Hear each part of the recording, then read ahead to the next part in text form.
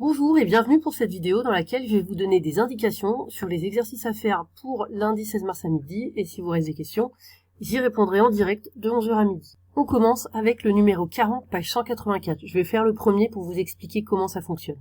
Alors ici, alpha égale plus l'infini, ça veut dire qu'on cherche la limite de f de x quand x tend vers plus l'infini.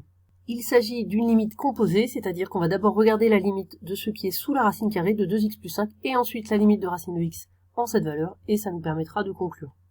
Donc on cherche d'abord la limite de 2x plus 5 quand x tend vers plus l'infini parce que c'est ce qui est demandé. Ça c'est assez simple, c'est plus l'infini. Et par conséquent, c'est aussi en plus l'infini, j'ai mis en bleu pour bien montrer que c'est ça qui fait qu'on cherche en plus l'infini, la limite de racine carrée de x qui est également plus l'infini. On en conclut donc que quand x tend vers plus l'infini, la limite de racine carrée de 2x plus 5 c'est plus l'infini. Donc ce qui est en bleu, c'est les étapes par lesquelles on est passé, mais ça ne se voit plus à la fin. Donc à vous de faire pareil pour la suite de l'exercice. Pour le petit d, je vous demande de faire seulement le cas où x tend vers moins l'infini. Passons maintenant à l'exercice numéro 44. C'est exactement la même chose, sauf qu'il s'agit d'une composée avec une suite au départ. Donc comme il s'agit d'une suite, la limite c'est forcément quand n tend vers plus l'infini. C'est pas précisé, mais c'est bien pour cette raison. Voilà, j'ai fait le premier, le petit a, ça ressemble beaucoup au numéro 40. C'est encore une racine carrée. Donc on regarde d'abord la limite de ce qui est sous la racine carrée, donc n carré plus 3n moins 1. Quand n tend vers plus l'infini, je le rappelle, quand c'est une suite, c'est forcément quand n tend vers plus l'infini. Ici, pas de problème, on n'a pas de forme indéterminée, n carré ça tend vers plus l'infini. 3n aussi, et moins 1 c'est juste une constante, donc tout ça tend vers plus l'infini. Ensuite, donc, la racine carrée, on regarde, puisqu'on a trouvé plus l'infini ici, on regarde quand x tend vers plus l'infini, la limite de racine carrée c'est aussi plus l'infini, et donc on peut conclure en écrivant directement la limite quand n tend vers plus l'infini de tout ça qui est plus l'infini, l'état bleu n'apparaît plus. Et maintenant, numéro 46. Alors ici, première question, il faut montrer qu'f de t est compris entre moins e puissance moins t, e puissance moins t. Donc vous voyez que le e puissance moins t, il y est. Par contre, ici, il y a le cosinus de t plus pi sur 3 qui n'apparaît pas dans l'inégalité. Alors pour cela, je vous rappelle que cosinus de n'importe quoi, c'est toujours compris entre moins 1 et 1. Donc vous écrivez cosinus de 2t plus pi sur 3, c'est compris entre moins 1 et 1. Ensuite, il suffit de multiplier toute cette inégalité par e puissance moins t, en justifiant que c'est strictement positif, donc les symboles restent les mêmes, et vous obtenez l'inégalité du premièrement, donc faites-le, écrivez-le.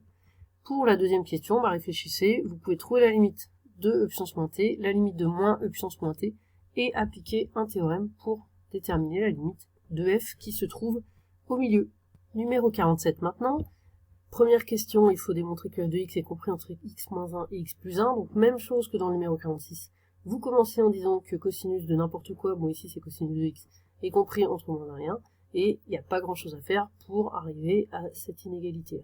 Ensuite, deuxième question, là, regardez vers quoi tendent x moins 1 et x plus 1. Donc en moins l'infini par exemple, vers quoi ça tend, et réfléchissez à quel théorème vous pouvez utiliser pour trouver la limite de f de x. Pareil, en plus l'infini. Et pour finir cette première séance, le premier exercice de la feuille d'exercice que je vous ai distribué vendredi, et si vous n'étiez pas là, voilà, vous pouvez le lire. Donc première question, déterminer les limites de f en moins l'infini et plus l'infini. Bien faites-le, regardez chaque terme, il n'y a pas de forme indéterminée, là il n'y a pas de problème particulier. Ensuite, deuxièmement, dresser le tableau de variation de f. Pour cela, il faut, le plus simple quand même, c'est de calculer la dérivée de f et de trouver le signe. Ensuite, question 3, la courbe représentative de f admet-elle des asymptotes? Pour répondre à cette question, je vous rappelle quand est-ce qu'il y a une asymptote. On peut avoir une asymptote horizontale d'équation y égale b si on a la limite de f de x soit en moins l'infini soit en plus l'infini qui est égale à b, c'est-à-dire un nombre fini.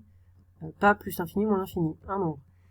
Et puis on peut avoir une asymptote verticale d'équation cette fois-ci x égale a si on a la limite de la fonction en a. Alors ça peut être parfois quand x plus petit que a, x plus grand que a, mais en tout cas en a, qui est égal à plus ou moins l'infini. Ça correspond en fait à une valeur interdite de la fonction, comme on dit. Donc les cas d'asymptote, c'est quand on a une valeur finie là ou là, et une valeur infinie là